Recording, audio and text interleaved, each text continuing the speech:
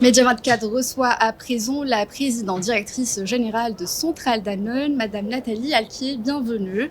Merci. Depuis la dernière édition du SIEM, première question, quelles ont été les avancées réalisées par Danone en matière justement de reconstitution de capital de production? Sachons effectivement que l'effectif du cheptel bovin a perdu environ 400 000 têtes depuis la crise sanitaire. Oui, en effet, c'est le problème qui s'impose à toute notre filière. Alors nous, ce que nous faisons, c'est que bien sûr, nous le faisons à travers d'abord nos éleveurs partenaires, que nous aidons à accueillir d'abord, à progresser en termes de rendement laitier, parce que un nombre de vaches constant, on peut produire plus de lait. Mais ensuite, il faut, pour accélérer le processus, intégrer des nouvelles génisses, donc soit accélérer la reproduction locale, mais aussi faire venir carrément des génisses d'importation. Donc ce que nous faisons de façon massive avec des partenaires que nous avons trouvés, notamment en France, c'est vrai.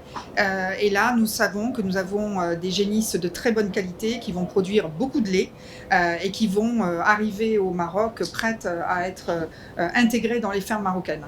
Voilà, donc nous avons eu un gros programme de plusieurs milliers de bêtes et nous allons le poursuivre. Et j'ajoute que c'est vraiment comme un service que nous rendons aussi aux éleveurs, puisque ce sont des opérations qui, je vous assure, demandent beaucoup de soins, de sélection, etc., mais que nous faisons sans faire de marge, juste pour accélérer le développement du cheptel. Aujourd'hui, il y a eu une conférence sur le programme de Philippe Blady. Globalement, est-ce que vous êtes satisfait de l'impact de ce programme et quels sont notamment les axes d'amélioration que vous avez soulignés depuis son lancement? Oui, alors l'Ibladi, il y avait eu une phase pilote il y a assez longtemps, et en fait on l'a réactivé et relancé l'an dernier parce que justement ça va nous aider à poursuivre le développement laitier au Maroc. Alors ça s'adresse uniquement aux petits éleveurs, tout petits éleveurs qui ont entre 2 et 5 vaches, etc., et qui sont regroupés en petites coopératives. Et nous avons l'ambition de toucher 10 000 éleveurs avec ce programme. Pour l'instant, à l'horizon, en plusieurs années, on va dire. En tout cas, pour l'instant, au bout d'1 an, nous avons déjà touché 2000 agriculteurs, c'est-à-dire 2000 familles. Ils sont formés, ils reçoivent chacun plus de 30 heures de formation. On a tout un staff technique qu'on a recruté. Je souhaiterais souligner que dans ce staff technique, il y a 40% de femmes qui vont pouvoir aller au plus près des femmes qui sont à l'intérieur des fermes et qui sont souvent celles qui s'occupent des bêtes. Et du coup, le programme est en cours vraiment de développement. On sait quelles sont les pratiques qu'il faut promouvoir, on sait que ça passe beaucoup par de la formation, mais il y a aussi, en plus de ça, de l'investissement en dur pour améliorer les centres de collecte, améliorer l'état des fermes dans certains cas, améliorer le bien-être animal.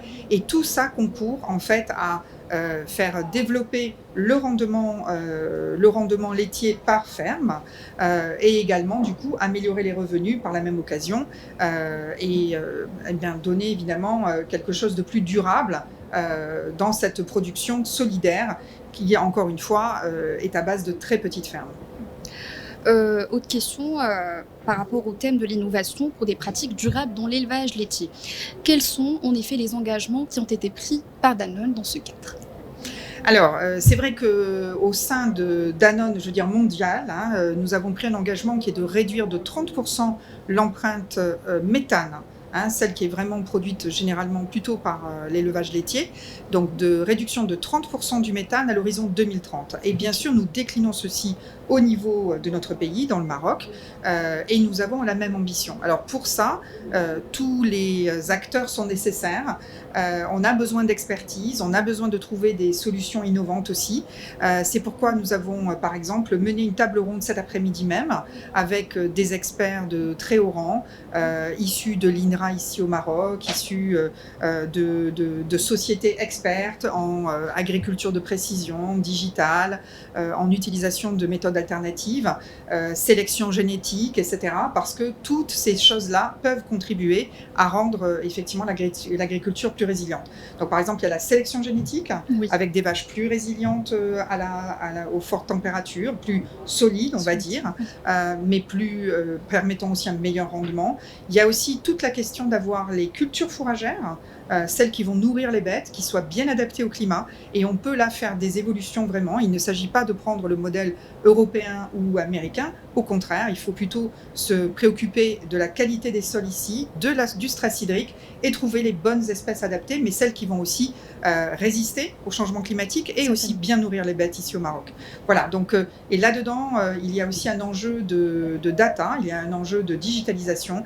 Il faut qu'on traque vraiment les résultats et même dans des petites fermes, on peut digitaliser et la data sera au cœur aussi de l'agriculture de demain plus résiliente. Dernière question, Madame Alquier.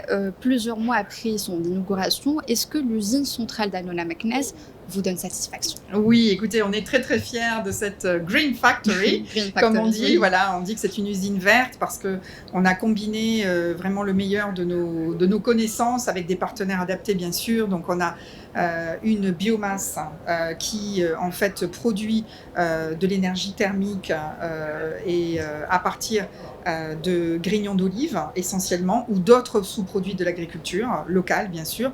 Donc là, on est vraiment dans un cercle vertueux. On a aussi un méthaniseur qui nous permet de transformer nos propres boues ou déchets en carburant aussi pour l'usine elle-même.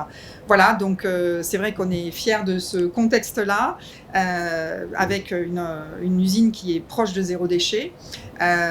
Et oui, on est très très satisfait. Voilà, et écoutez, j'étais pour un très joli tour, excusez-moi, d'anecdote, j'étais pour un très joli tour pendant le Ramadan là-bas et on sent une grande fierté de l'ensemble des salariés de travailler dans ce cadre-là. Qui en témoigne. Voilà, qui en témoigne, absolument. Ouais. Merci beaucoup, Madame Alquier, d'avoir répondu à notre invitation. Merci pour votre intervention. Merci beaucoup.